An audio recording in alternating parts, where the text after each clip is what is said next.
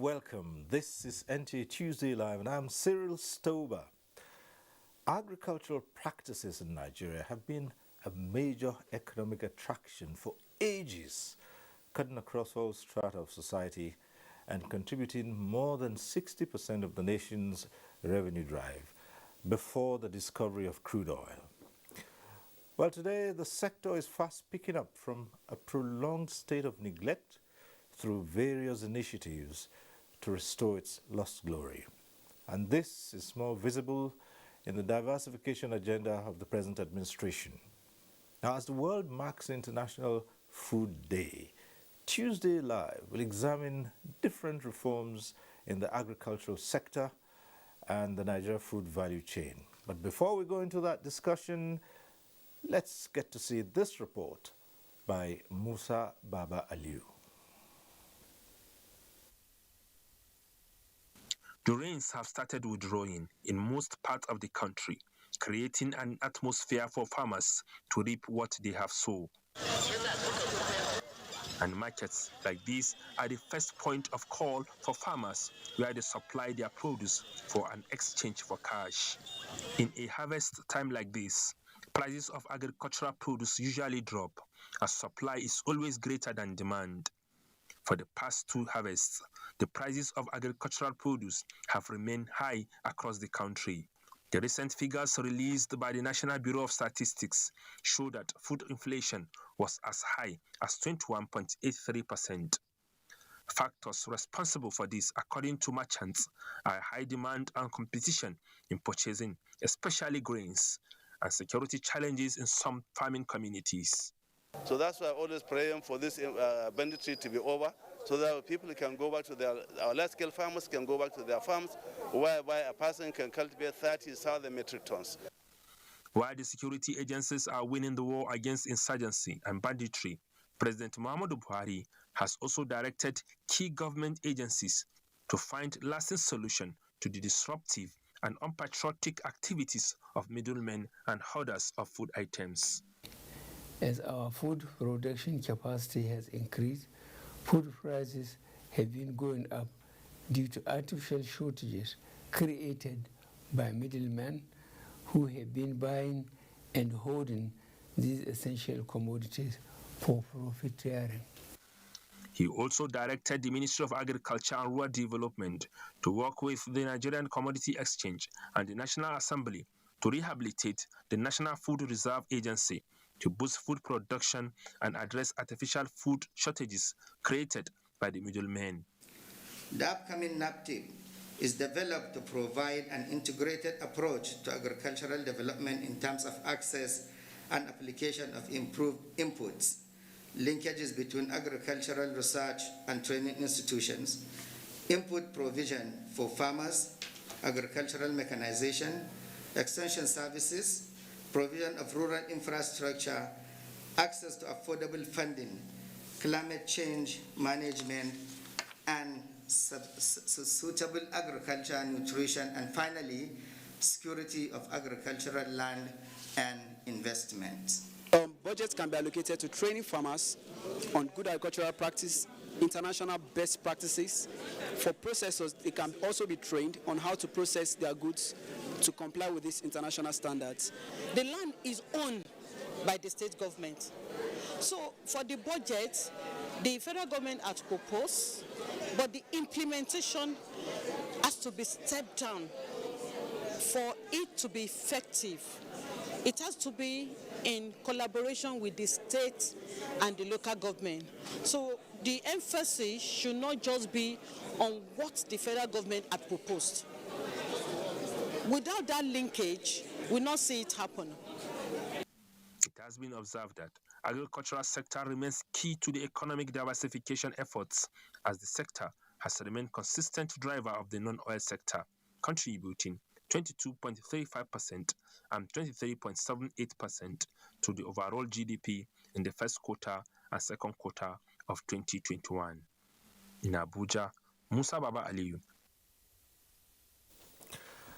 All right, that report put together by Musa Baba Aliu sets the tone for tonight's discussion. Let's introduce our guests to you. We'd like to welcome to this program, the Honorable Ndute is Chairman, House of Representatives Committee on Agri Production Services. Thanks for joining us on Tuesday Live tonight.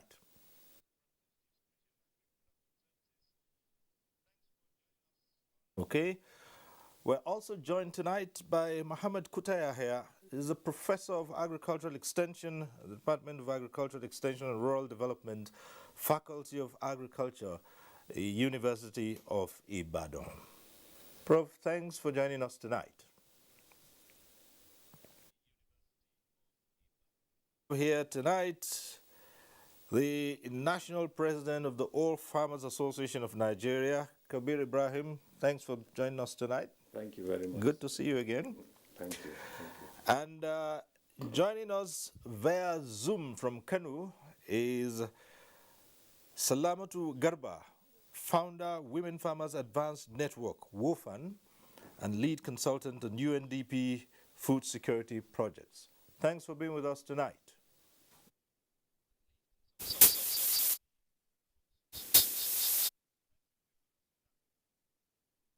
Go on, but let me just refresh our memories about the way this program usually runs. And that is, at the appropriate time, you can be part of the discussion in the studio. The numbers will be on your screens. You can take advantage of those numbers, call in, and when you do get through, if you get through and your call is passed to the studio, do us a favor, turn down the volume of your TV set, go straight to the point, don't bother about the greetings, make your comment or ask a question, and our guests will be willing to respond to such issues as you might raise. But remember, it's at that time, we'll again remind you when it's time to be part of the discussion in the studio. But let's start off by looking at the theme for this year's World Food Day, which is Safe Food Now for a Healthy Tomorrow. And that speaks a lot. So let's begin to find out how this reflects and how it applies to the Nigerian situation. Honorable Ndute, you're chairman of the House of Representatives Committee on Agri Production Services. How does the theme sit with you and the situation in Nigeria?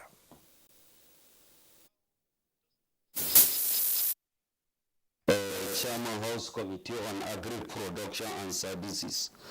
This program is timely and is very important as regard to the World Food Program, which is a yearly affairs that assess the basic component of food production and services in the whole world.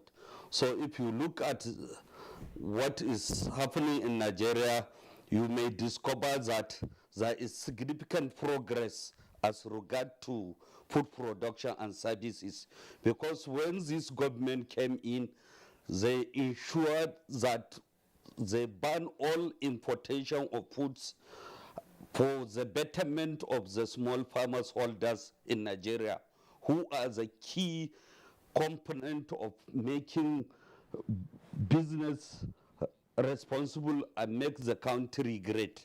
Because in the past, because of the importation of food, most of the farmers are left without even selling their foods in the market, which is a very unfortunate situation, and it even discouraged most of them from going to the farm. But this government is doing holistic approach with a lot of interventions in terms of making sure that we grow what we eat, despite the pandemic and the general insecurity problem in Nigeria. People are working very hard and making sure that what we produce is being consumed by the Nigerians. So the World Food Day and Nigerian food value chain is a very successful program. What is needed to be done more and most importantly is the security architect of this country to ensure that they follow all those criminal elements that are chasing people in the farms and make sure that the people farm peacefully and responsibly. So World Food Program in Nigeria, as a lawmaker and as a chairman House Committee on Agri-Production, we are in a right course because President Muhammadu Buhari has set up a record, and this record is like a country of ours, which is now, in the past, it was left as a dumping ground. Most of the foods that are produced from Asia, some of them, they are even contaminated foods, they are brought into Nigeria. That is why you are seeing even we have a lot of challenges because some of the people that are importing this food are not happy with this government. But for we who are real farmers and also who are political molders, we want to make sure that our country remain independent economically and food secured. Thank you very much, Honorable. We'll just go over straight and ask Professor Kuteya here. And Prof, looking at safe food, which is the key theme here, how does it reflect on the Nigerian situation for you?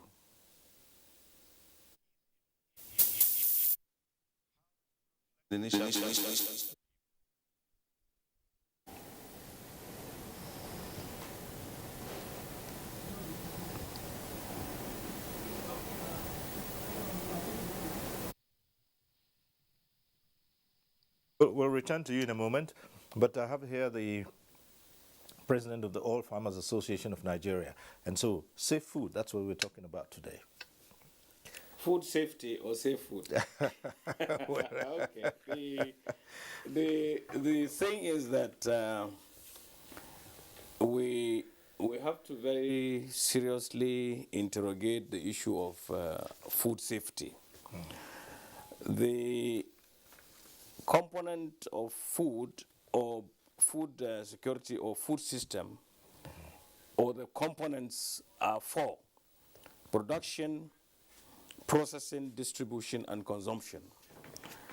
And you have to produce food that is safe to consume and to process and to distribute.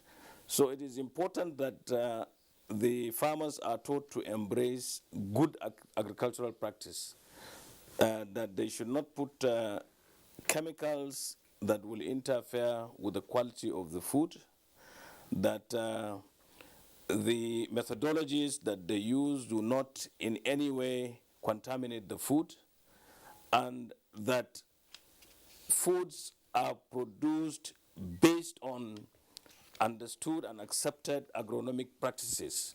This is food safety. But when you talk of food safety, you must also look at its production. The production is the greatest component here in Nigeria when we have so many people that require food.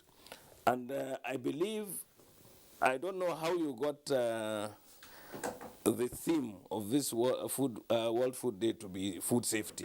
The basic thing is that what our action, whatever we do, will determine our future. Right. We will have good production, Okay. good nutrition, and the environment should be good.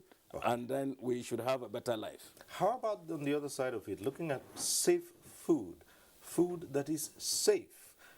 And here I'm looking at the various methods of production, preservation, and things like that, and where food has been preserved in a manner in which it has become contaminated and yet consumed by.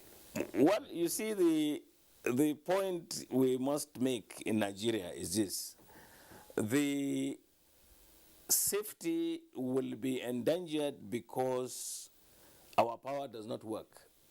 Sometimes you keep food items that are perishable and they go bad easily. And when they are bad and you consume them, you have a problem. Then there are grains too, that when you keep them, even in dry places, there are fungi growth, they have molds on them, and they are not safe to consume, and they are not even safe also to sell to anybody. And no, in fact, the first world will reject them if you export them. So it's a catch-22, but I'm more concerned with availability of food. There's also the situation of preserving people using all kinds of Okay, chemicals. then preservatives, the use of preservatives. There are some preservatives that are completely off. You are not supposed to use them. See, in making bread, for instance, there are certain things that you should not use to elongate the life of bread. That is some preservative that causes cancer. You are not supposed to use it. So we have to pick and choose the preservatives. Okay, we'll return to that and speak about it in more detail. But I think we can get back to Professor Kutayahaya now, and I'm sure that his sound would be okay. Prof, I'm sure you can hear me now, and we probably will hear you once you start speaking about World Food Day and how the theme reflects on the Nigerian situation. It's a very wonderful opportunity to add my voice to and align my thoughts with the previous speakers, the Honorable and the Chairman Afan, to see that the theme is timely, is apt, and is a departure from the previous statement that we make about the issue of food in Nigeria. As for me, the issue is we have to address the missing links. The missing links is that, based on what the chairman said, we are talking about knowledge issues in this circumstance. May it be at the production level, may it be at the processing, or preservation, or distribution, and even consumption. There must be some actors in the value chain that should provide the basic knowledge, guidance, and education, and that is extension. Extension in Nigerian agricultural system has been jettisoned and almost moribund because there is no serious attention paid to extension. As I'm talking to you, Siri, since 1894, when we started joining the rest of the world in terms of extension and agriculture, right from more plantation in Ibadan, you discover that over 100 years after, Nigeria does not have an extension policy.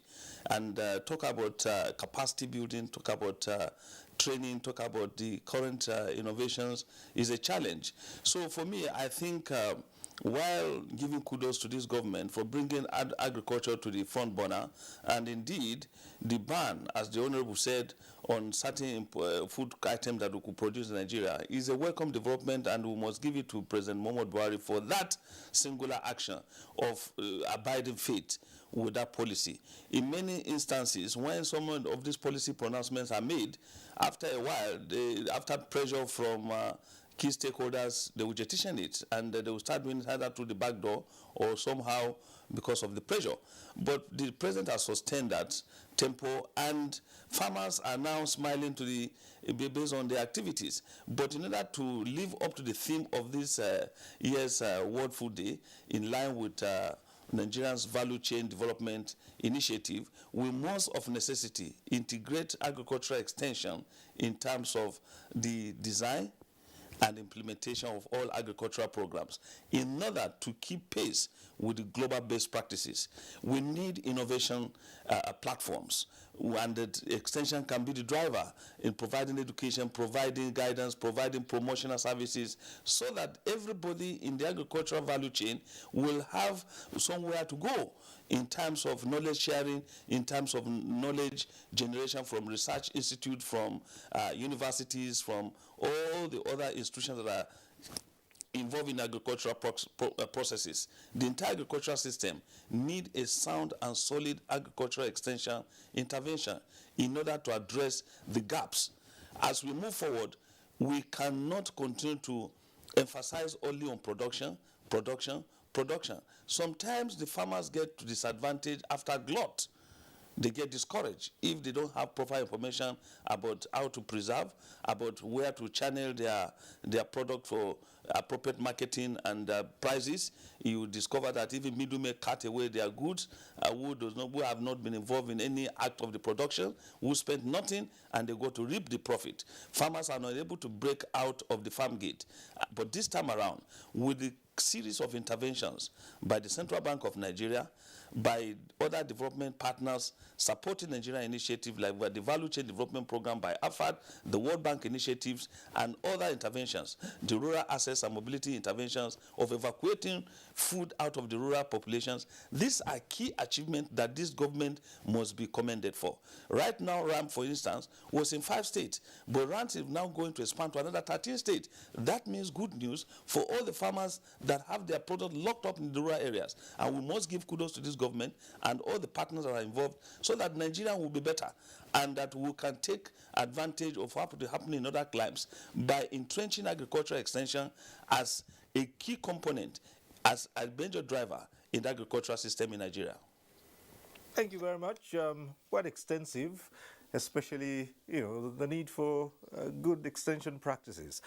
But then let's go over to Kanu and link up with the founder of the Women Farmers Advanced Network, WOFAN, Salamatu Garba. What are your thoughts as the world marks Food Day and given the various interventions by this administration, how is this reflecting on the Nigerian situation? Thank you very much. Like the theme for this year that actually indicates our action, our future, which trickles down to this issue of food safety or safe food for the populace. I think is focusing more on the pathway, the journey that we take in food production. We are all in the race of producing food in large quantity because of the fear that we may not be able to feed our population. But we need to sustainably produce this, and that is why the world is now transforming from GAP, which is the good agricultural practices, to sustainable crop production, where we will pay attention to harmful things like the pesticides that we use, like even after using them, how we dispose the pesticide containers, because in some cases they become injurious. Even the education of the farmers of how to kit up. I am still, in as much as we appreciate the effort of the government, but I think we need to pay emphasis, we need to pay attention to things like giving the appropriate clothing for even applying the pesticide when we really need to, and then we'll be able to show them more organic farming. The world is moving closer to organic farming now than just making it a chemical kind of production. So these are the kind of things that the team wanted us to look at.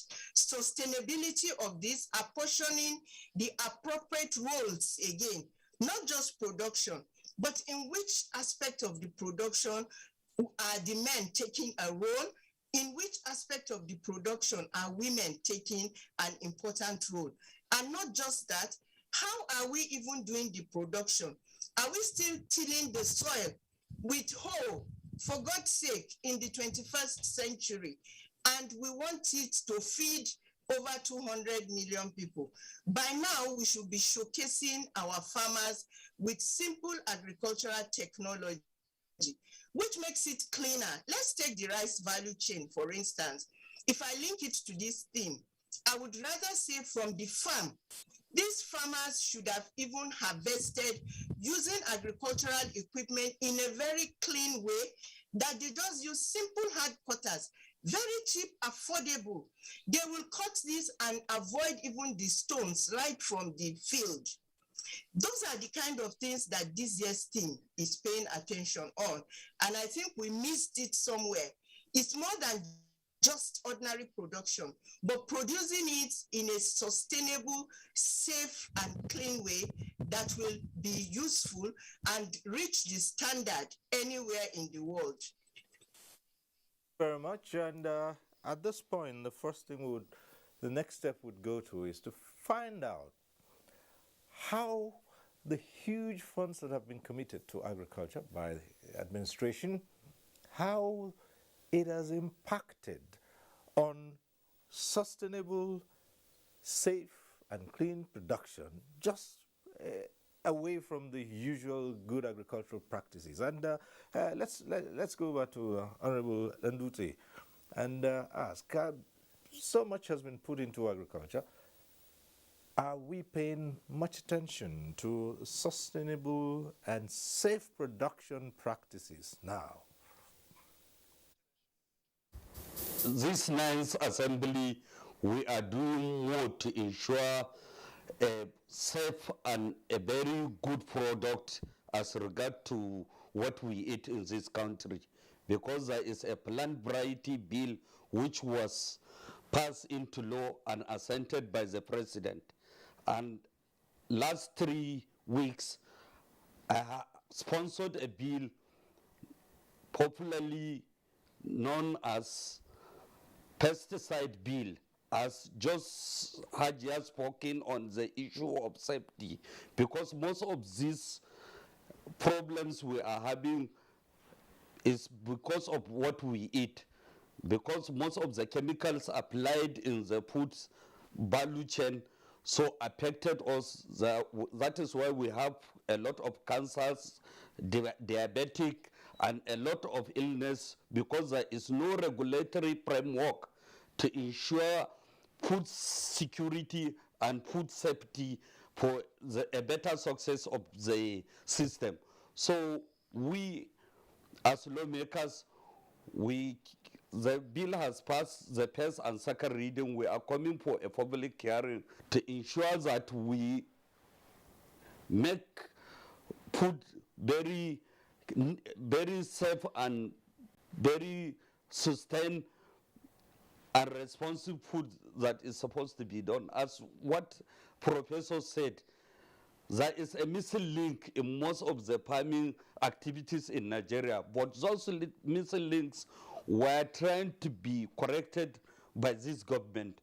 So if a country of 200 million cannot feed itself, so we become as if we are not human beings, because Nigeria has all the advantage to develop and even feed Africa, because we have the 6 geopolitical zones has all the potentialities that are needed for economic development. So the value chain we are talking, I think if concerted effort, our researchers were funded and a lot of innovation was come into being.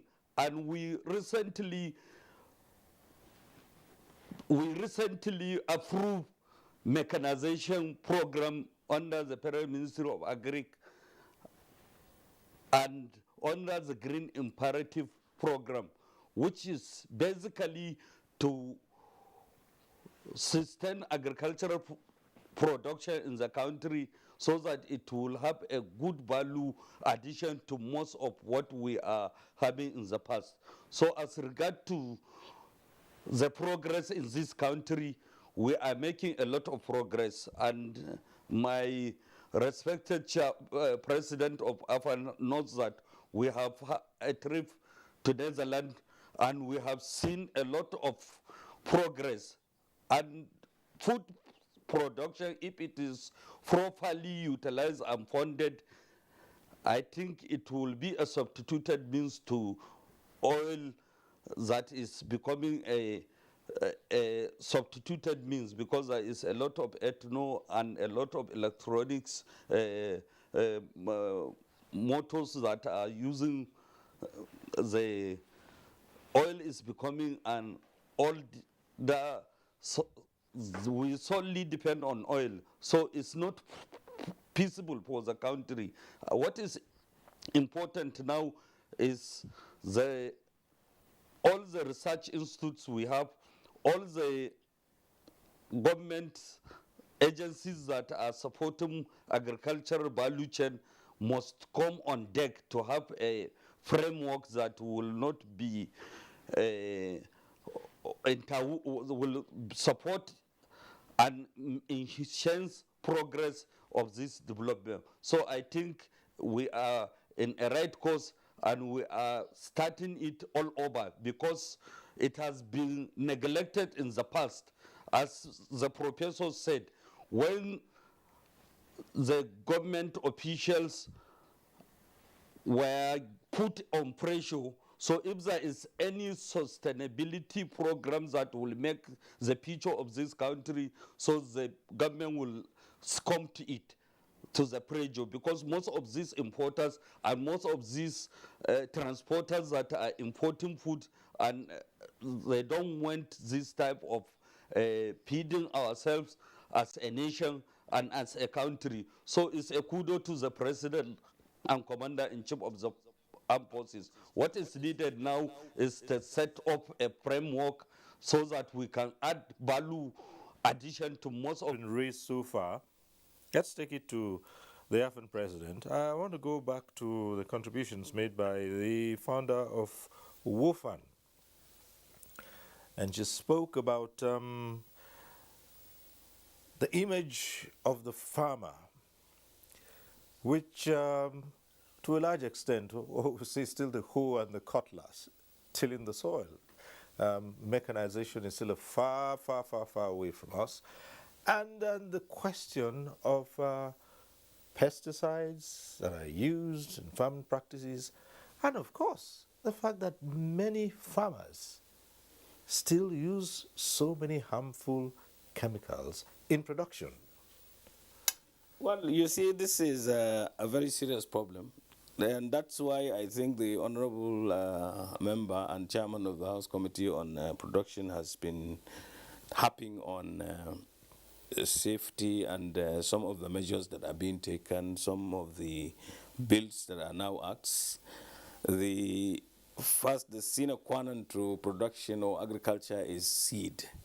We have a Seed Act 2019, which has been approved and is already in law now, because when you adulterate your seed, you adulterate your food. So the NASC will have to regulate seeds. Then there is the PVP bill, the Plant Variety Protection Bill, also that encourages or incentivizes the researchers to do good work and to produce good material that will be used or to produce food. Then there is a regulation of the inputs, pesticides, herbicides, and whatever that are in the market. There are so many of them that are adulterated, and a lot of care is being taken now to be sure that the farmers use the right kind of insecticides and all that. Then preservatives. People are now very wary of some farmers who want to preserve some grains, and they use all kinds of things. There is one they call, it's like death itself. You know, they put it so that insects that infest the crops die there. But Especially, you know, you find that especially in beans. Yes, but what we have now is we are working with NISPRI in Ilorin. They are doing research to cut down the post-harvest loss, and they are designing. Right now there is a drum that is airtight. When you put beans inside it, it can last 1 year. You don't use any chemical and all that because it is airtight. Air doesn't go in. And then again, there is work that is going on and is already commercialized. What do we call the PVR cowpea? It is GM, but we have been, our man has been working, Professor Ishak worked on it for like 15 years before it was commercialized. It is resistant to pot borer. It is resistant to striga. So you don't need to put any of these chemicals to in producing it. And then when you put it in this airtight, or even there's what they call the sack now, they call it the name of one university in the US, where Additional went to.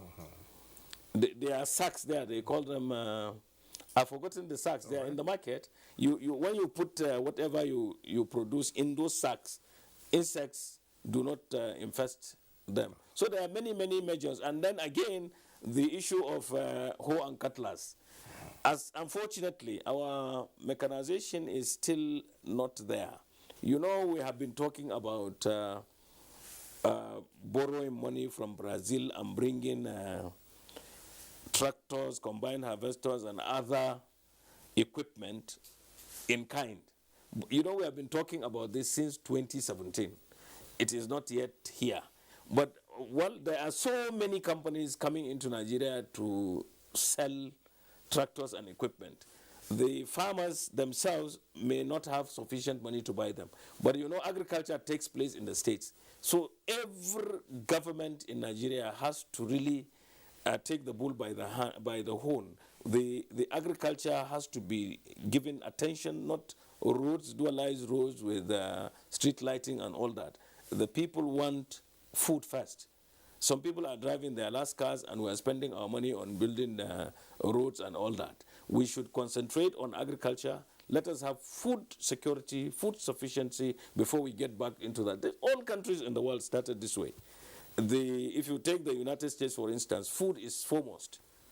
In fact, nobody complains about lack of food or not being able to afford food in the United States. That's why they are able to think outside the box. That's why they are able to go to the moon. In Nigeria, we must look at our incubation centers. The relationship between all the people in the agriculture space has to be synergized. The people working in the science, technology, and innovation have to work with the Federal Ministry of Agriculture so that some of these equipment that are lying down in the, maybe used and dilapidating and all that, we should be able to maintain them and put them back to work so that more of this mechanization will be in. We may not be able to give all the mechanization that we require in this country because where it is needed is a lot, and we may not be able to afford it now with the problems we have in the economy. You know, the purchasing power of our naira is dwindling for some reason. I don't know why. It keeps being devalued. And then since most of these things have to be imported, we have to be patient. We have to show up our naira to be able to bring, to adopt technology. Technology, I will talk to my sister. You see, technology does not start and stop with machinery. Even telling you how to plant, the distance between the crops, and how to apply fertilizers, how to also use your farmyard manure and all that as fertilizer for your crops and all that is also technology. There is what is called zero-till production now. You know, in Argentina is well known for food production. They do not use plows. They do not till the land. They just plant, and the residue also becomes fertilizer. Okay. So the majority of the food in Argentina is actually organic. Okay. And organic food, as she said, costs more than food that is produced through inorganic means. But we need to label them. I saw you shaking your head when I mentioned GM. Right, we'll come to that. GM should be labeled. You have a choice. This is GM. This is organic, and this is inorganic. Genetically modified. Well, the argument still goes on, like we well know. But we'll come to that at some point in time. Just to let you know that we also have a number of reports to deal with agricultural practices in Nigeria, and the first of them is by Usman Abdullahi Shehu from Kebbi.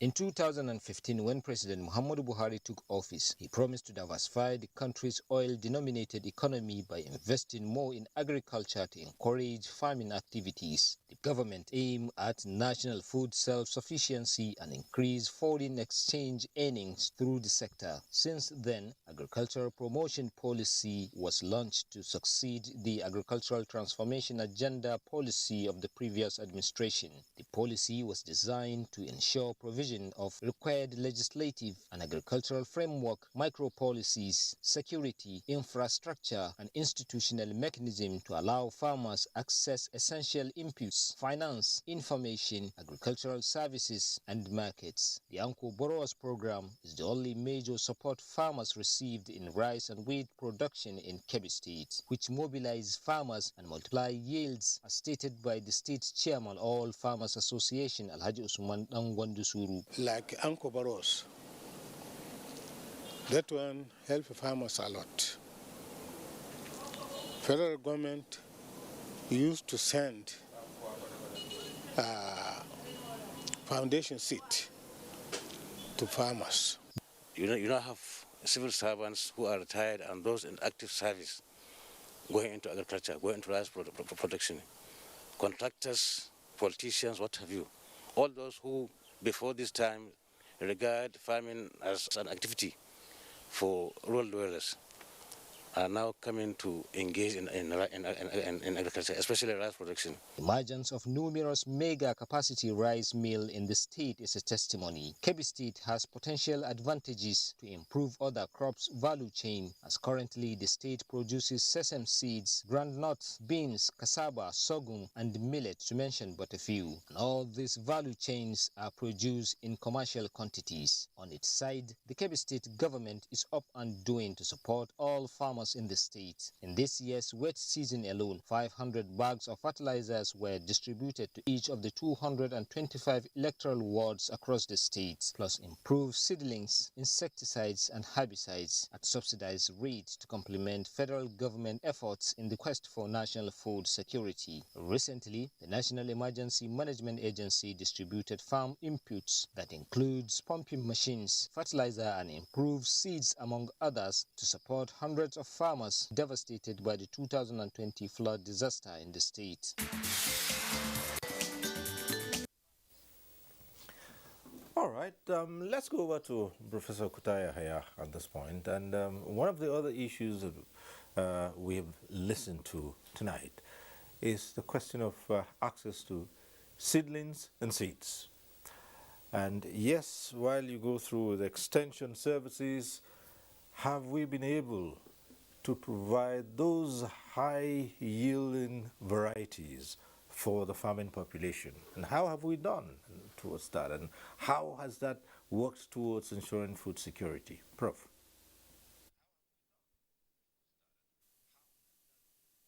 Chairman of AFAN's commentaries, especially being a practitioner, he understood very well that they are the ones who bear the brunt of some of the vagaries of the agricultural enterprise, and he aptly talked about seed.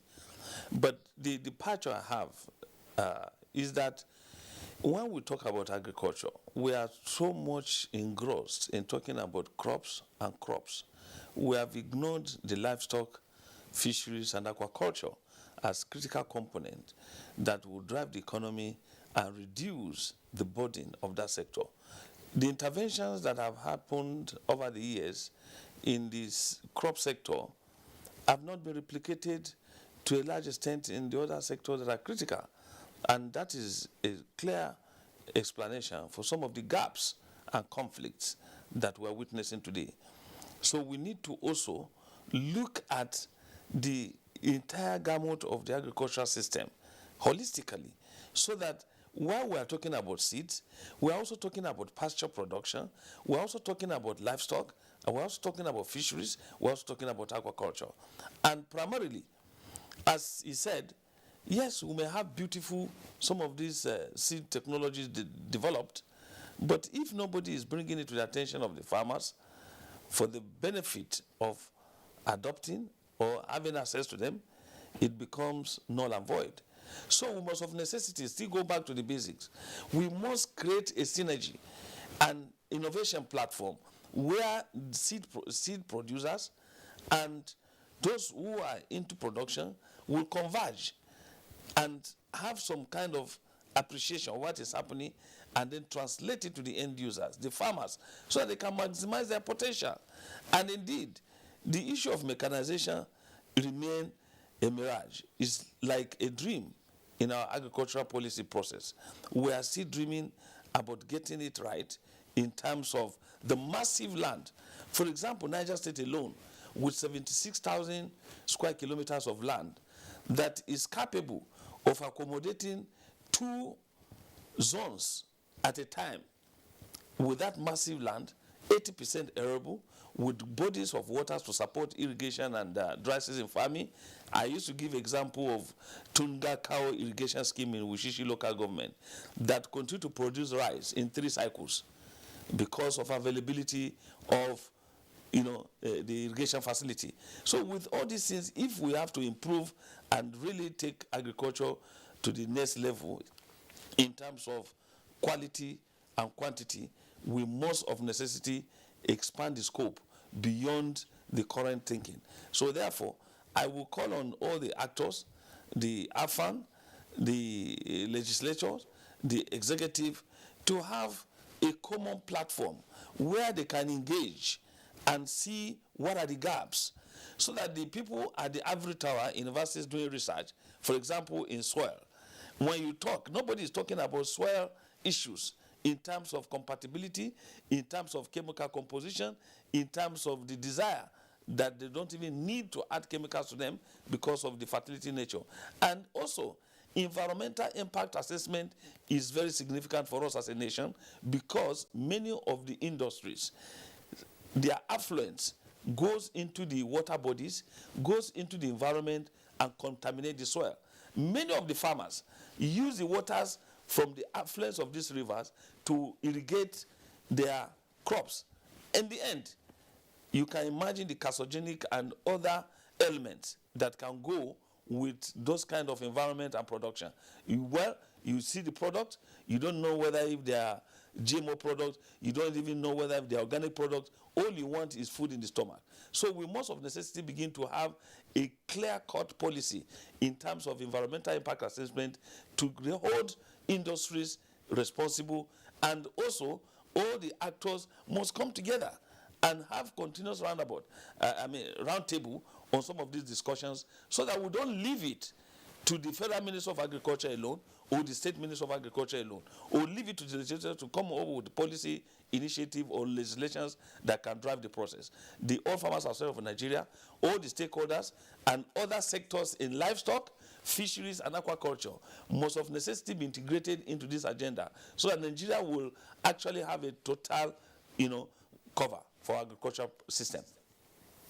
Yeah, you raised some very important issues there. We'll return to them, particularly the question of research. You're from the university system, and we at some point we'll take an in-depth look at what comes out of our research institutes and what comes out from the academia generally. But at this point, let's see if we can get back Salamatu Garba, who is in Kano.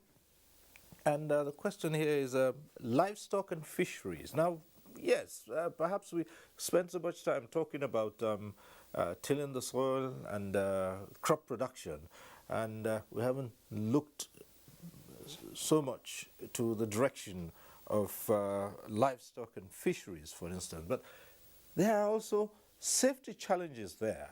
You still have fishermen who still harvest their fish using certain outlawed procedures.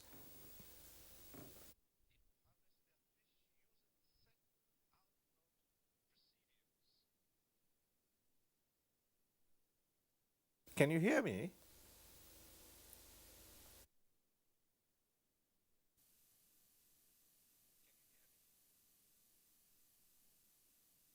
Hello, please, can you make the last statement? I didn't hear that. We're talking about fisheries and livestock, and practices that are not safe, that lead to unsafe food from fisheries and from animal livestock.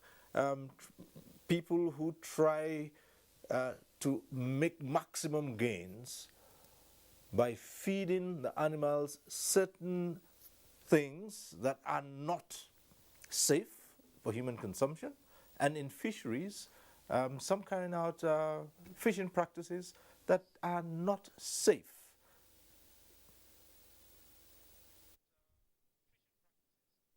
Very much again. Definitely, there are malpractices in terms of livestock production, for instance, the fisheries you talked about. So it now boils down to going back to the institutions, the extension workers, to create a lot of awareness around this. These farmers that do all these sharp practices, I doubt if they just want to do that, but they do, most of them probably will do that out of ignorance. So how much of effort have we put into training of these farmers on this particular aspect of it? The shelves of the lecturers are filled up with various researches, and having come from the background of academy myself, they are there, but we are not translating this research to action. And I'm happy that we have legislative and academias on this platform, that how do we come into the innovation platform Professor is talking about, so that we marry research with action. This is worrisome. If a fisherman or you are eating fish, you are afraid because you don't know the poison that is used. But there are many positive practices, again, that we can show the farmers. For instance, we can get them to do integrated farming. The fish farmer can use the water from the fish and put on a vegetable farm. So if we show them all this integration, or we have our poultry on top of a fish pond and so many other things, these are simple, basic, healthy things that will promote food security as well as increase food production and income of the farmers. Now, in terms of livestock feed, for instance, you will also need to marry the entail of production. We have a huge mountain of husk all over the place where you do rice production. It's almost becoming a nuisance to a lot of people. But there are so many things you can use them for because you have two grades of husk. So why not train the farmers also to translate that into making feed for livestock and now fattening them? We cannot divorce livestock from crop production. It's just because we are not paying attention to value addition. Our farmers must not stop at just production. We must pick it up from there to see how we continue to add value to it, which is equally good for our environment, and it will reduce most of these climatic factors that we have. Thank you so much. We still have a number of reports. The next one will be from Abuja, and this one is by Lekon Agbonde. Efforts by the administration in revamping the agricultural sector and addressing food insecurity challenges led to implementation of various intervention programs with a special focus on bountiful cultivation and agricultural value chains. These interventions, no doubt, have impacted positively on agricultural exploitation and job opportunities. In Ogun State, the State Commissioner for Agriculture, Dr. Adeola Odedino, says various intervention programs in agriculture by the federal government, which he described as similar to Ogun State government's agricultural transformation agenda, have opened up opportunities for desired growth in food security. Already registered 70,000 youths that are ready to key into any agro project opportunity. Ogun State youths, they are always ready. A young farmer, Johnson Ajibola, while commending the federal government for supporting the youth in becoming self-reliant, says the efforts have improved livelihoods, especially in the rural communities. In each local government, they should try and support farmers, maybe 1 or 2 tractors. They should make sure they put it in each local government. When you produce perishable crops and there was no storage facility, it will glut in the market. Like we have excess of mangoes in Ogumosho, we have orange in forest ecology, we have excess of cassava, we have excess of maize in many other parts of the country. They are supposed to be in place, storage facility that will be able to sustain this throughout the year. So as you produce, you get a place to store and you can release to the market at appropriate time. There are big farmers, big-time farmers, large-scale farmers. But then the core of those who need this help, they and the grassroots. Those are the ones producing cassava. Those are the ones producing all these grains, maize. Those are the ones producing yams. If these programs can reach out to these people, definitely there will be impact. They also want government to focus more attention on climate-smart strategies, women's economic empowerment, and biodiversity. All right, report by Lekma Bonde, and let's take it to the chairman of the House Committee on Agri-Production and Services. Attention has been drawn to certain gaps. Professor Kutaya here talked about a few of them, and we also heard the same from Salamatu Garba. So back to the question of legislation. How have you responded? How have we responded using legislation to some of these gaps?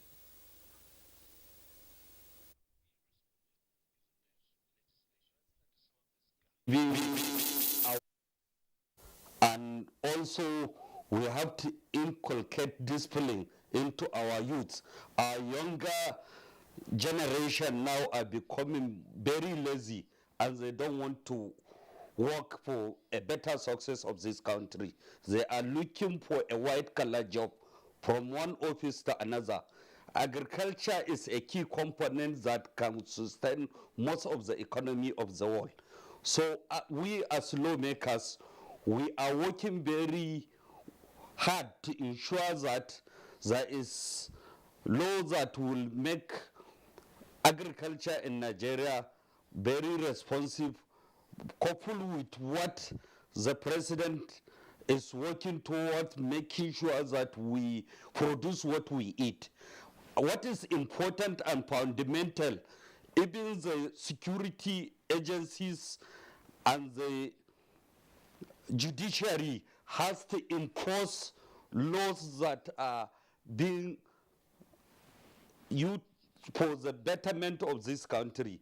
Because if you find somebody adulterating food, he will go to the court and he will be given bail. These are kind of problems that makes things to work very difficult in this country. So as a matter of fact, we need to do more. As the professor said, if you look at the livestock transformation, the transformation of livestock is key component that will bring peace and security of this food value chain. Provided we cannot provide funding to the herdsmen that were evicted in the southern part of the country, because most of the land, as he said, in Niger State alone, can feed not even Nigeria, they can feed West Africa, provided there is peace and security. So we have to ensure that we came out with a law that will make sure that any criminal element that was found should be prosecuted to the level of the criminality he has done. So I think if we want to make this country great and successful, we have to enforce laws on those that are offenders. Those that offended the law must be punished and must be having accelerated hearing so that they can dispense all the criminal justice. Because unless we have done that, we cannot go where we are. Look at what is happening now. There is genuine Fulani herdsmen who are doing their legitimate businesses.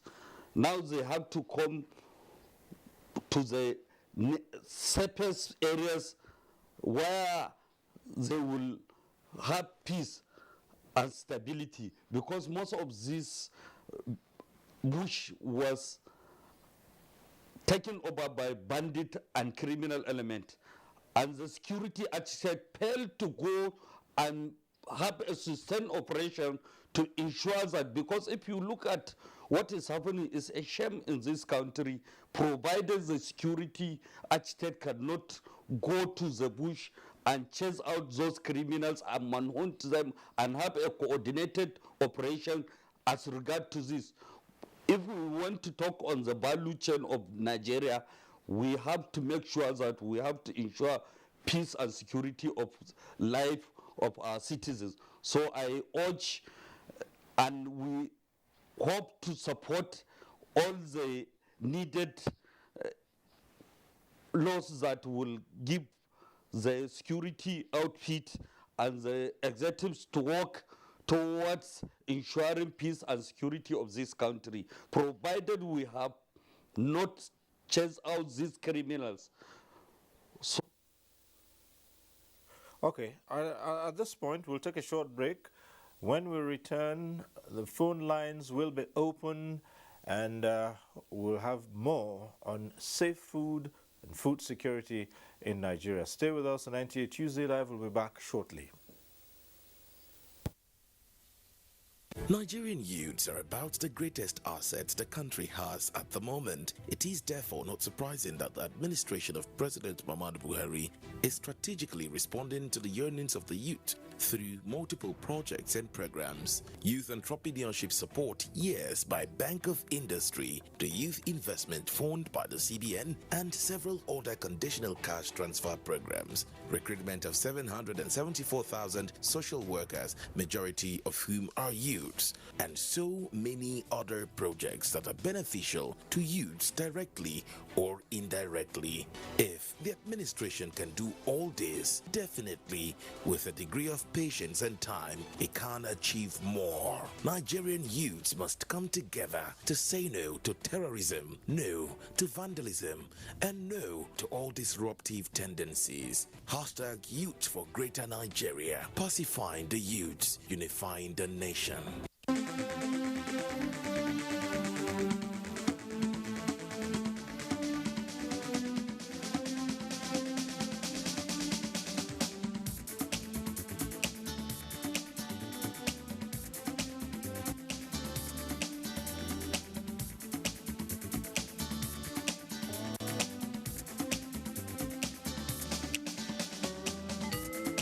NTA Tuesday Live, a network issue-oriented innovation talk show.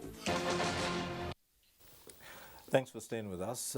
This is the sixth segment where the phone lines will be thrown open and you can get to be part of the discussion in the studio. The numbers will be on your screen. And remember, as we said, if you do get through, when your call is passed to the studio, do us a favor, turn down the volume of your TV set to avoid the hurlback or the echo. And keep your comments straight to the point and your questions short and also straight to the point. And do not worry so much about greetings. It's not necessary, especially when you might have to deal with the erratic phone lines. So here we are talking about how Nigeria is part of the global community, marking World Food Day, and the challenges as well as the successes that have been achieved in ensuring food security. We'll start up this segment with our next report, which is coming from Lafia, and it's by Isa Mohammed.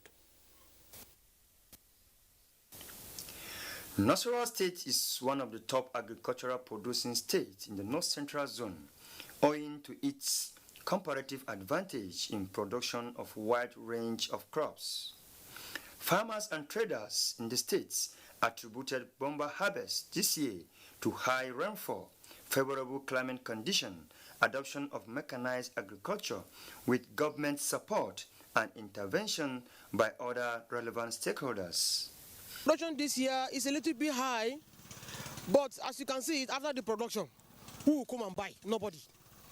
The product will be there in the store, and nobody will come and say, hey, to eat. During rainy season, it is the time we plant, and during dry season, it is the time we harvest. So during harvest, normally we do experience some reduction in the price of the commodity or the goods that come into the market.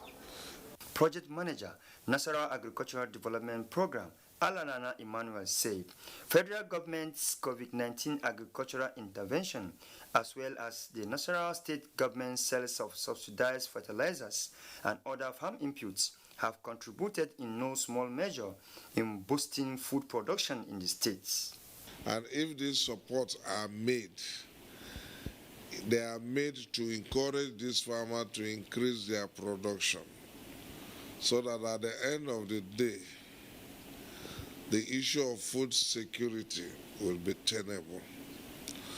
He noted that other interventions in the areas of improved seedlings, orientation on farming techniques, storage facilities, and food processing have added value to the business of agriculture.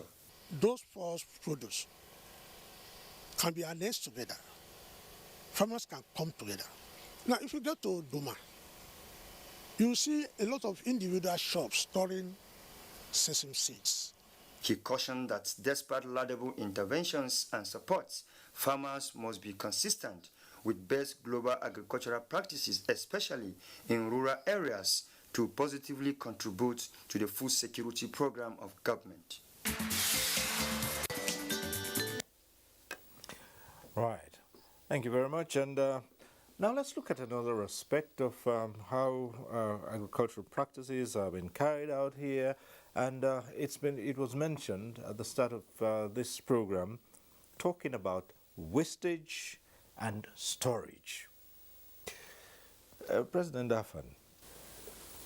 Well, post-harvest loss is a very critical element in our food system.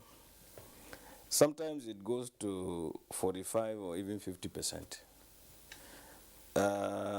Because we do most of these things manually. And you know, my sister from Wofan mentioned that there are simple techniques to harvest, let's say, rice. Otherwise, you have a very good plantation of rice, but when you come to harvest it, most of it goes onto the ground, and there are stones in it. And you don't have a good destoner. In fact, you lose the rice, because once anybody buys it and there is a lot of stone in it, they don't buy again. So you are left with it. Now, this also happens to many, many other crops. And when you look at the perishable ones, the perishable vegetable, most of it is even lost. 80%, 90% of it can be lost when it is kept for a while before it goes to the market. And then again, when you do not have the power to preserve it within an ambient temperature to prolong its shelf life, and when you don't use, there are some seeds that you use that will have longer shelf life and all that. All these things come through a lot of education. There are many, many means now to prolong the life of most of these items. There are dryers that, you know, some people dry on the road. You have seen it on the road. When you are moving around, you see many things being dried, including maize. A lot of dryers are there now that are fabricated locally, that you can dry some of these things. So it's a very serious problem in production. Post-harvest loss, in fact, is inimical to our production. It's a threat factor to our production, you know, as a whole. Because to be very fair, 45% or 50% loss means that you will not even be able to feed yourself. Because the profit margin in agriculture is not very great. So if you lose to post-harvest 45%, you have lost practically everything. So a lot of care has to be taken, a lot of effort has to be made. The stored materials research institutes in Ilorin will have to do a lot of work. They will have to interact with our stakeholders all over the place to be sure that we do not lose so much in production. Otherwise, you know, we will be working at cross purposes with the achievement of food security. You have large expanses of land, large investments, towards production, and then it is all lost in harvest. So a lot of these things have to be looked upon. Well, Prof, we're talking here about post-harvest losses and certain practices that are inimical to safe food. The president of AFAN has just drawn attention to a few of them, and we all see it happening all the time. You find especially rural folks drying stuff all over on highways, along highways, and with the risks, the attendant risks there. Sometimes rodents have been known to spread dangerous diseases on these items dried by the roadside, and all that. Also, the question of not having enough storage capacity for food that has been produced. So how well are we doing towards all of this? I think, let me take it from the point of view of our approach to addressing problems. We are always overambitious. We go in for gigantic interventions like silos, multi-billion or multi-million naira silos construction in a community that may not serve the interests of the smallholder farmers. So if we have to devolve, let us allow cooperatives and small groups to have access to some of these facilities so that they can manage them. And I want to a little bit talk about the young people. A country with almost 60-65% of its population active and young people, my experience in the university system show that young people, they are the biggest assets of this country. They can be resilient, they can be ingenious, they can be creative, they can be active, they can be mobilized to do the necessary change that we want in the entire agricultural value chain. Take example, the IIT Agropreneur Program, in collaboration with the Ministry of Agriculture, started by Dr. Akiumi Adeshina. Today, from 23 participants to over 500, including a medical doctor who dropped his stethoscope to go into agricultural entrepreneurship. And in many of our universities now, our entrepreneurship scheme is preparing young people for a better future of self-reliant instead of perpetual dependent on white-collar jobs. So I want government, all the actors, to take advantage of these young people, integrate them. They can become actors in the entire value chain of agriculture. They will be very busy. They can be involved in sorting. They can be involved in grading. They can be involved in transportation, because the value chain is huge, and that we can create an enabling environment for them to involve. And therefore, I will agree that if we devolve the issues of preservation, of control to the local or state government, so that they can take care of these things at the level where the production is taking place, it will help. But the situation whereby the Federal Ministry of Agriculture will want to award multi-million naira gigantic project in a community, and the people don't even know how to use it, the contractor will be paid, and the money will be paid, and that will become another white elephant project. I think we must of necessity address that. And that is why I'm saying partnership with the stakeholders. If you listen to the AFAN chairman, he is talking about practical realities of the agricultural system. He's not talking theory. And that many of those of us in the laboratories, in the theoretical framework of this effort, we are yearning for people like the AFAN president to create a platform for synergy, for understanding, for collaboration, so that we can change the narrative. If we leave it alone to government, we are going to be in a deep crisis in no distant future. So we must of necessity create a platform, as I keep on saying, innovation platform, where the actors at the practice level, the researchers and their findings can come and showcase some of these things and use the extension system to drive it, and that will reduce the amount of wastages that we are witnessing today.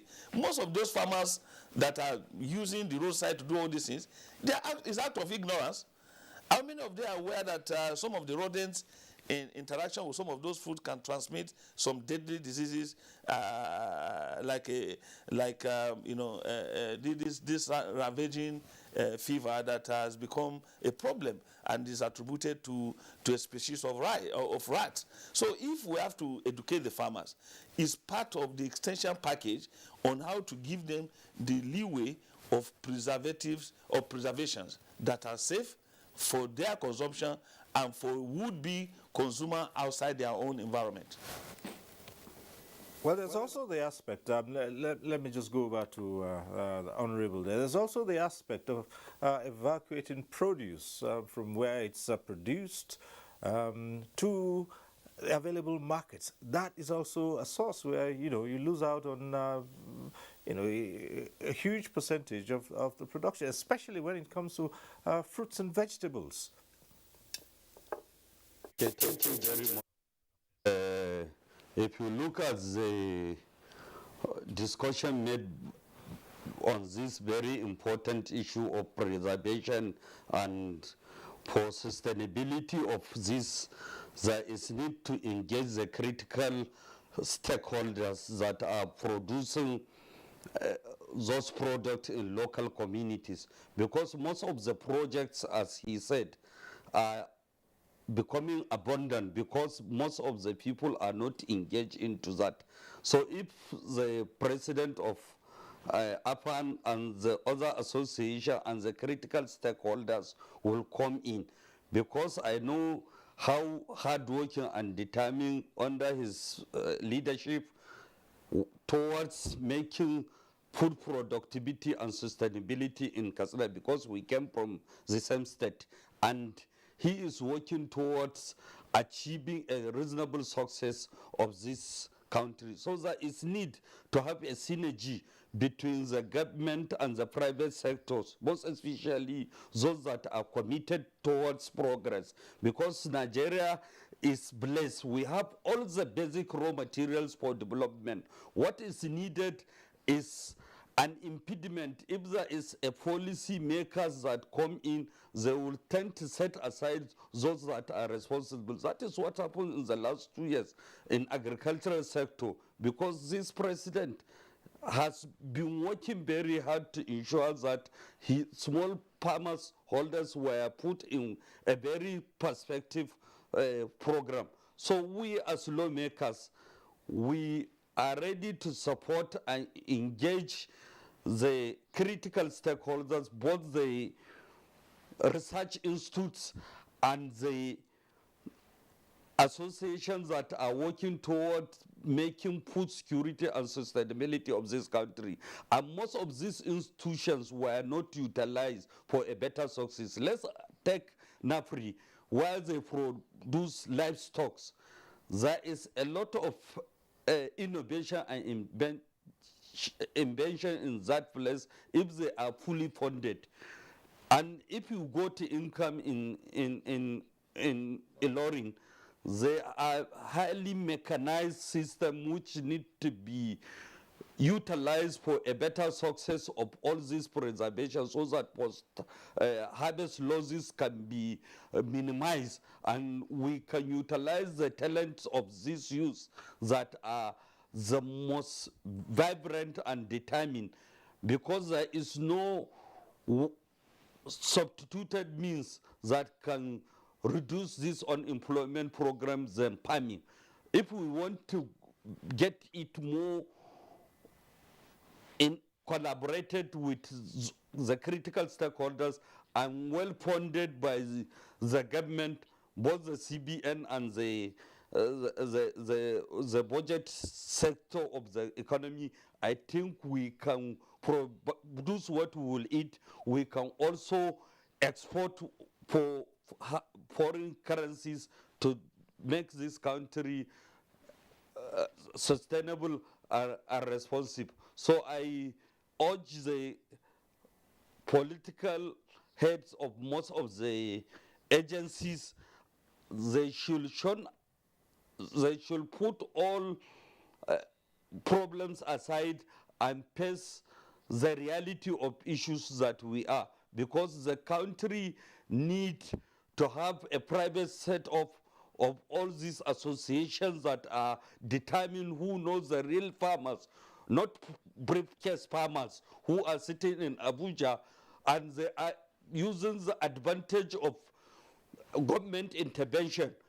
But those that are real practical farmers, like my colleague who is here as a president, I know how big farms he has, and he's into poultry, he's into different value chain. I am saying it not to press him, but I know how hardworking he is in terms of making things work responsibly and determinedly. So government has to engage them on a very serious note. So that is why in 2022 budget, we have to make sure that we face the challenge of that is making this country to be a very country that, like in Somalia or in Ethiopia or in some part of Iraq and the rest. This issue of preliminary herdsmen, we have to come out with a policy that will support the partner system in agricultural sector, so that the planning will not be going from one state to another, because there is a lot of modern systems that they can be settled in their own locality, so that they can achieve a lot of success in terms of providing milk and better yield, and also taking reducing the conflict of different nationality. So I think if okay, yeah, that's I'm sure that after all these sensitization, there'll be more people going into good practices. But we still have one more report here coming from Ebonyi, and this one is by Chika Okore. To reduce overdependence of the country on the oil sector, governments at all levels have come up with policies and programs to diversify the economy, including making agriculture attractive to the people. Hence, agriculture has become the main source of livelihood for most Nigerians, especially those living in the rural areas. To drive these policies and achieve food sufficiency, several interventions have been introduced by the federal and state governments, such as the Anchor Borrower Scheme, Nigeria COVID-19 Action Recovery and Economic Stimulus (NCARES), and the other empowerment programs, with many benefiting from Ebonyi State. Recent statistics reveal that Ebonyi State is the highest producer of rice, having hit 4 million metric tons last year. The State Commissioner for Agriculture and Natural Resources, Chief Moses Nome, said developing other crops and their value chains is an agenda the government is pursuing with vigor. This year we have been able to produce about 100 metric tons of maize from Ebonyi State. Unlike other years, we don't produce anything. Despite these efforts by the government, a visit to the market shows that the cost of farm produce has rather skyrocketed, with consumers calling for price regulation so that government efforts will not be jeopardized. The prices are too high, although I am not sure I totally blame those selling market produce, because they buy it. The yam that we used to sell like 300, 200, the cost now is 600, 700. Since government has many intervention programs in agriculture, people are advocating a mechanism that will help bridge the gap between the initiatives and their implementations in order to achieve the lofty objective of food sufficiency and security.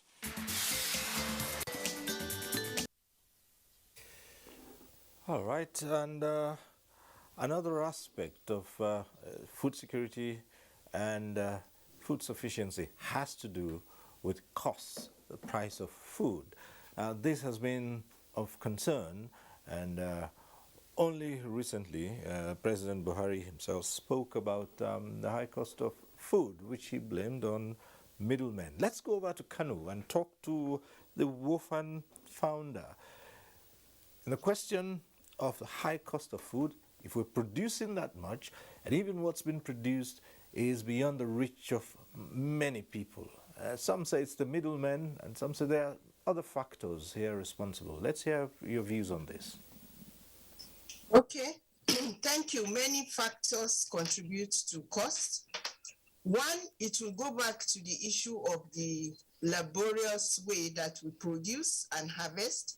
So they pay more money. For instance, to harvest 1 hectare of farm If you are using man labor, you need like 10 ewes for maybe 10 days. So the cost of production increases. So I am still advocating for use of small equipment because it becomes cheaper. And from experience, I am saying for us that gave hand rice cutters to the farmers, they are spending like 15,000 less per hectare compared to when they are doing that manually. So this will affect the cost at the end of the day. Wastages also will contribute to that because a farmer will be looking at what he has contributed and then will try to break even, if not making a profit. We also have the middlemen, like you said, and the advice we give is to link farmers to market. That's why now we're working with off-takers and doing what we call the contract farming, so that you give them appropriate seeds, you give them appropriate training, they harvest in the desired quality, and then you bring the buyers of this. It now gives everybody peace of mind, and it makes the food a lot more affordable. And maybe I'll not have time to talk again, but I want to reiterate on the wastages also. You realize that most of the wastages is because we capture a lot of moisture at the time of harvest. And simple use of moisture meter will determine that you have just your 10-degree moisture content before you bag them. This is simple training and it's a handheld ICT material. And if you really want to drag youths, you must make sure that ICT is friendly to them. Thank you very much. Well, I do appreciate your bringing this up, but again, let's look at it. When you talk about knowing the right temperature and the amount of moisture, many of the farmers we're talking about here in the rural settings, and they have no idea of these things you talk about. How have we been able to take it down to them and train them to be able to use this equipment you talk about in determining the right temperature? Because for many folks, temperature is just about it's hot, it's cold, and that's it. Yes, it's through the extension system, and it's one of the things we are practicing now. When we train extension workers, we give them these ICT materials, iPhone, for instance, and then the moisture meter. Then the extension workers are working with the farmers. If we really want to get this food system right, we have to further build the capacity of our extension workers. The 200 extension workers we gave iPhones and this moisture meter are doing wonders with their farmers. Within 5 minutes, they can take a lot of reading for you. So we're still going back to classroom, we're going back to ICT materials. And youths are attracted to these things. We must make it attractive to the youth. This is where they come in. They can assist with this. But when we keep flashing agriculture, showing miserable looking person as the image of a farmer, you don't expect these youths to run into agriculture. All right. So ICT is important. Thank you. Okay. Well, let's try and get this call from Sani, calling in from Kaduna. Is it still there? Okay, we've lost that call. So speaking about building capacity, and in fact, Mr. Extension Services himself is right here with us on this program. Professor Kutayahaya, let's hear you. Glad that Madan has touched the very sensitive nerve in the agricultural system. And from our own experience, we are also aware of so many interventions across Nigeria that have gone ahead to recruit our moribund and abandoned extension workers and all the ADPs to use them to do some of the things that she said they're already doing. And as she said, some of our training program for our extension students now is gone beyond the traditional mode of extension. And I know that even for the World Bank intervention in Nigeria to succeed, when the World Bank first came to Nigeria in the early 80s, they really adopted training and visit system of extension. But this time around, we have gone beyond that. We are now looking at digitalized extension system. We are talking about innovations in extension delivery. In this time around, we are talking about reality television shows. In fact, I'm an advocate. One of my postgraduate research recently was on Big Brother Nigeria. That I said, this program has the potential to unleash, on Nigerian youth, if their channels are directed appropriately to address some of the extension messages and the recruitment system. So instead of just relying on the traditional mode of extension, you can bring ICT into it, you can bring digital extension system, you can bring entertainment education. Entertainment education, we all know traditionally how entertainment education on Radio Nigeria and NTA, Kokora done in the near past are impacted on the agricultural system. So what are we doing? This is the time for us to unleash the potentials on Nigerian youth and divert their energies to positively to that end. So I believe our training has gone beyond the traditional mode of training extension agent. We have gone sophisticated. We have gone into global consistency in collaboration with Nigerian Agricultural NIFAS, Nigerian Agricultural Advisory Services, Agricultural Extension Society of Nigeria, Rural Sociological Society of Nigeria. We continue to engage on an annual basis on how to improve our methodologies. But to God be the glory. We are waiting for partners from the government, from the research institute, from the practitioners on the field, like AFAN, to come and embrace these people to add value to what they are doing. Recently, I was on the national television program with the chief executive officer of NALDA, and I pointed out to them that if NALDA is critically engaged with Nigerian youth, it could resonate across the nation and change the narrative. So extension should be the core, should be the hard component of driving all this agricultural system.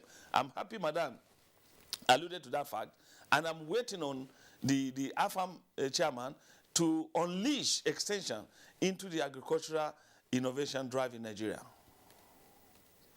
And see if we can get a call that's been it's been on the line. A caller has been on the line for quite some time. We're trying to make that connection. Someone's calling in from Kebbi. If you're there, just go ahead and introduce yourself. Good evening.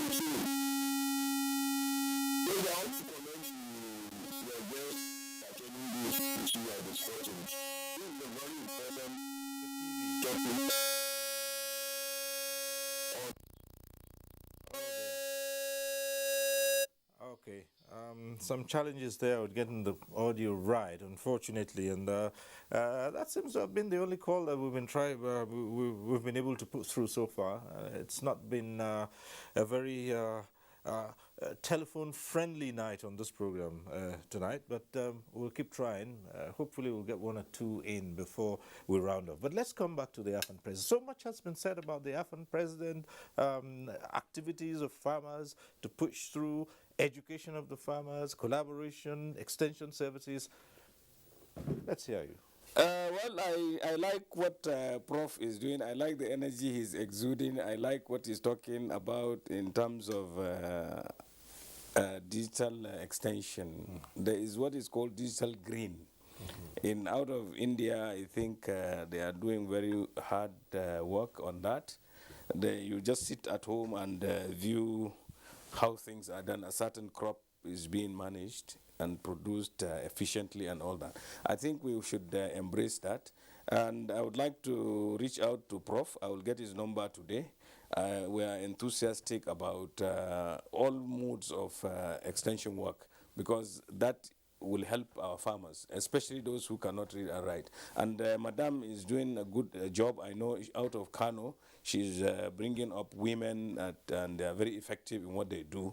And what she is alluding to may look like impossible, but it is actually feasible. You can have, in poultry, I'm a poultry farmer. I was the president of Poultry Association of Nigeria for some time.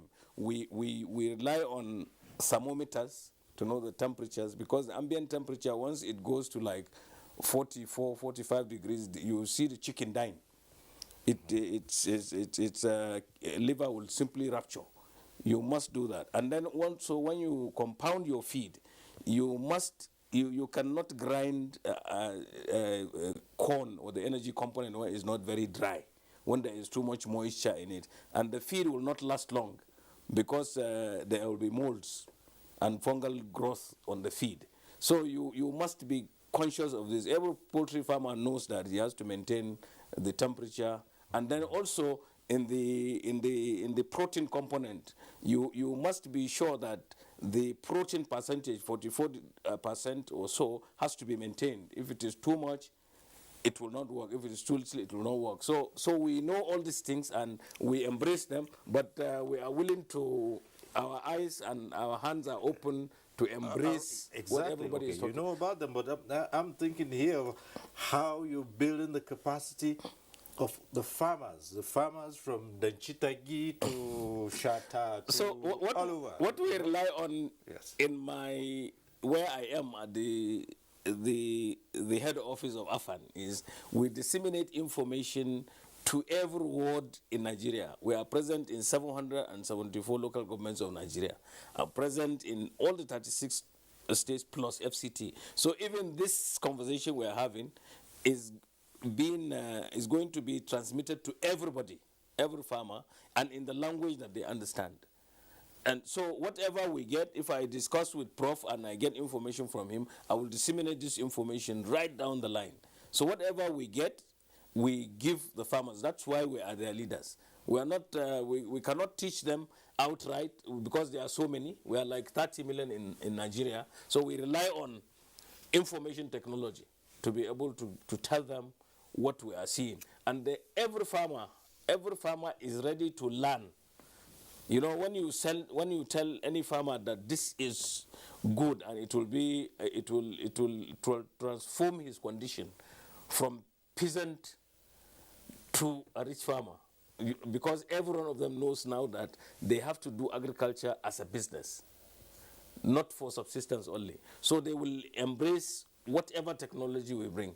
I would like to talk about even the GM that you don't like. We will talk about that, certainly, because probably now is the good time to talk about that, because we talk about safety.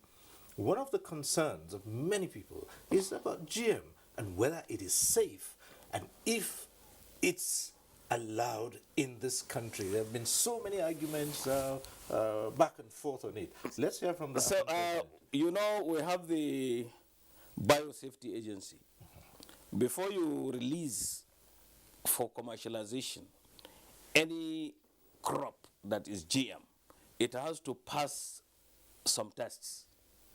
And over time, in the last 6-7 years, we have been talking with NABDA. We have traveled to Ithaca, Cornell University, the best university in agriculture in the world. In 2017, we had a global food security conference where the antis like you came. They were talking about the hazards associated with GM crops. The scientists challenged them. Show us any connection between GM and disease. Believe me, nobody came forward with anything. And there is no nexus between cancer and GM. And I'm saying it here now, from the information available to us, nobody has been able to bring that connection. So GM is safe, but it is monitored. The Biosafety Agency in Nigeria is saddled with that responsibility. Anything that you see released in Nigeria, if it is GM, it is found to be safe. So That's what you're saying, in effect, is that there are GM products here in Nigeria?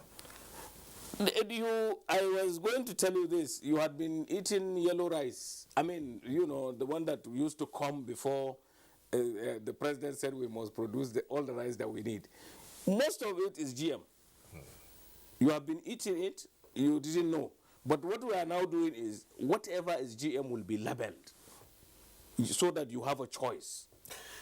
Well, and whatever is organic will also be labeled. We will take this argument to the lawmaker here. See, now you say all GM products must be labeled. Are they so labeled? What does the law say about it? What is there any one who's really monitoring? The GM crops are now being commercialized because there is the biosafety law that they passed. Okay. It was, in fact, at some point, I think during the last administration, the president did not assent to it. Right. It had to come back after the next assembly. Then it was passed. I believe the chairman will remember the date and time that this was passed. Well, let's take it to the doorstep of the chairman of the House Committee on Production Services. Honorable.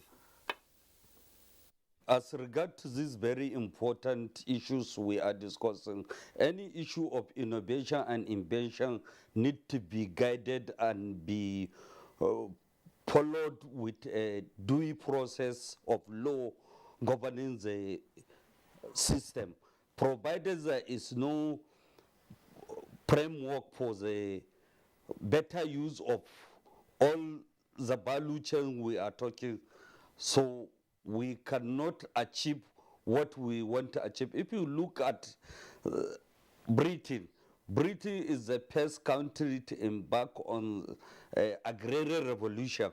It dominates the whole world based on the laws that govern the innovation and invention in the agrarian economy, from agrarian economy to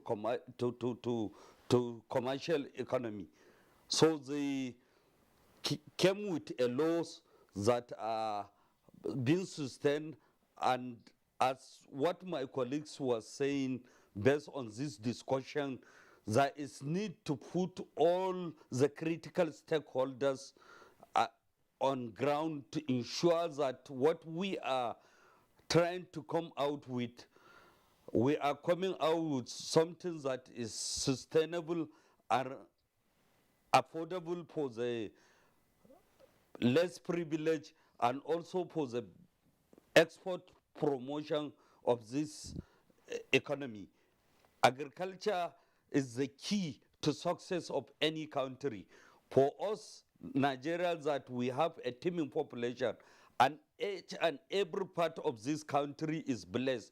If you go to far north, even Katsina to Jibia to Daura, now they are cultivating maize, which is unlike before, because the rainy season has given the opportunity, and also there is a lot of varieties that are coming very early and they sustain the weather. As regard to what Professor and the other lady was discussing. So what is important and fundamental if we want to make this country great is we have to have an enforcement of law. Whoever is doing what is wrong must be punished according to what he is doing. Provided we cannot do that, we cannot succeed.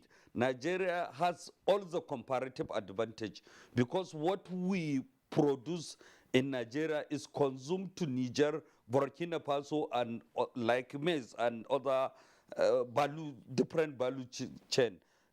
Maize, yam, and cassava, because those countries doesn't have that advantage of providing that, even sugarcane. So we need to do more.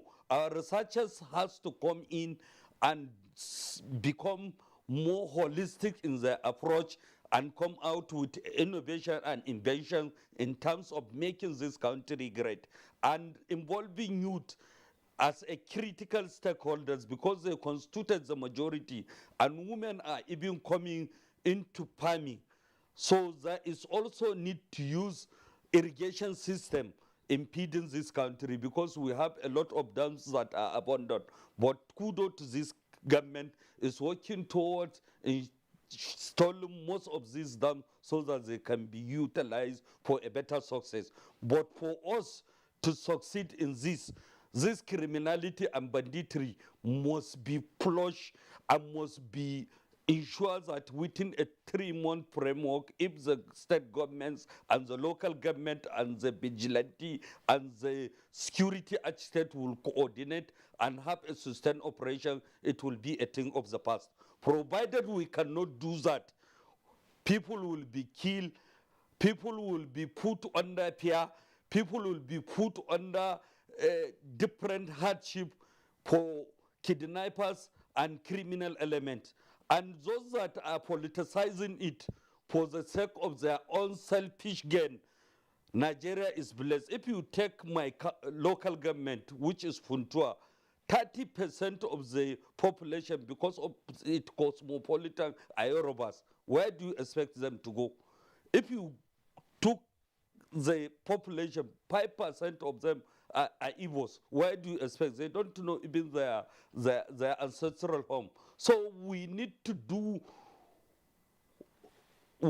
be responsive in our approach, and media houses has to report a holistic approach in making things to work for this country, for a better success of this country. Because most of these media houses, they tend to be stereotyped in terms of their disseminating information. They put in Listia, they even put the image of the country into a bad light, because we have no other countries than Nigeria.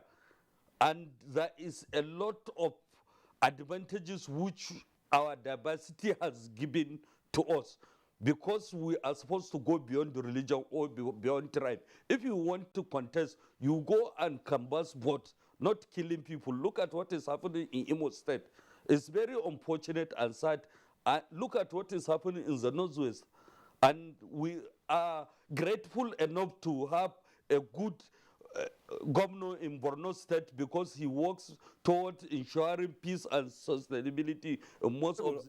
While all that may impact on food security and the production of food, we will at this point begin to wind down and take the closing comments.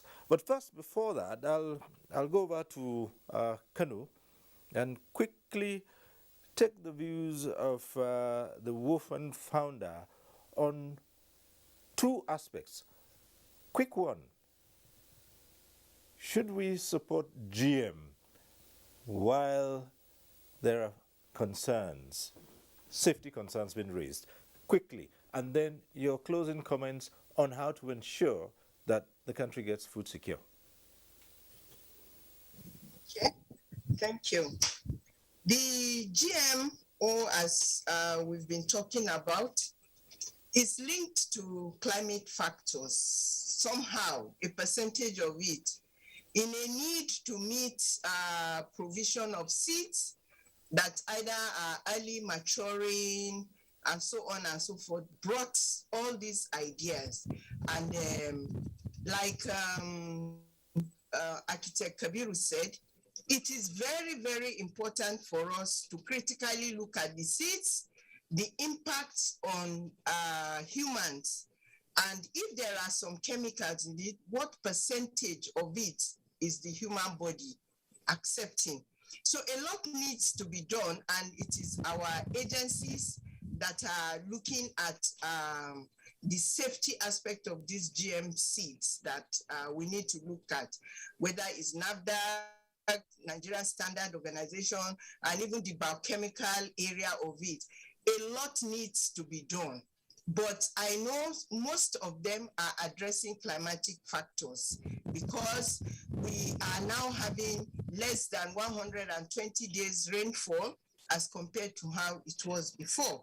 So having said that, and running away from repeating what my other colleagues will say, I would like to emphatically talk about the way we pass messages to the farmers. It is very, very important if we want to rethink agriculture. And I will not stop advocating for improved extension services, which needs to be broken down at the community level. For us, for instance, we have the facilitators, supervisors, and so on, up to the farmer peer group leaders. And that is how you can find your messages. We need to break this information to smaller molecules so that these farmers will understand them. There are a lot of policy issues we're talking about, but the farmers were talking on their behalf. Do they really understand it? Have we taken our time to translate some of these policies and bills. Take fertilizer bill, for instance, and look at the weight in that.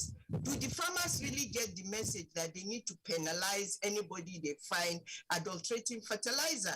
So how do we talk on behalf of people when they are not part and parcel of the content? So it is very important for us to get this trickling down to the community level. We have to change the narrative of how we deal with the farmers. It has to be inclusive. We should include the women in most of these agricultural activities. Not encouraging them is like running on one leg, honestly, and thinking that we will meet the race. We need to be inclusive and give them improved technology. Let me share one light example with you. When we were offered one tractor, we went back and told them to give us 16 power tillers instead of a tractor. Now, each power tiller will do 2 hectares. And now, if you multiply it by 16, it means per day we are able to do 32 hectares. And the cost of fertilizer tractor is so huge. So we're running away from huge amount of money invested, but there are small affordable ones. With 16 power tillers, we are working 16 times the rate at which this tractor, although the tractor can do 20 to 25, but you will see that we've been creative about the use of our own tractor. One tractor wouldn't have addressed our problem. So I think we need to do this. The health of our soil is very, very, very important. No amount of fertilizer training and so on. We have to go back to the soil science. And we have what we call like the rice advice and a lot of applications you can use to even know the farm sizes and so on. Honestly speaking, Nigeria needs to rethink agriculture.